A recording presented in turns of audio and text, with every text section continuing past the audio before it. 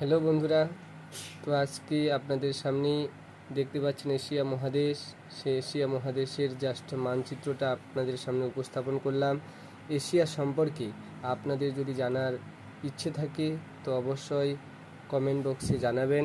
আমি আপনাদেরকে এশিয়া যে মহাদেশ রয়েছে, একটি বৃহত্তর মহাদেশ, সেই বৃহত্তর মহাদেশের সব কিছু বিষয় নিয়ে হাজির হব।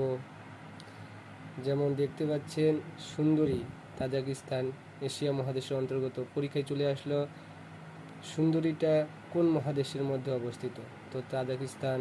তারপর ধরো আরাবাদ পর্বতশৃঙ্গ, তুরস্ক যে দেশ রয়েছে সেখানে অবস্থিত।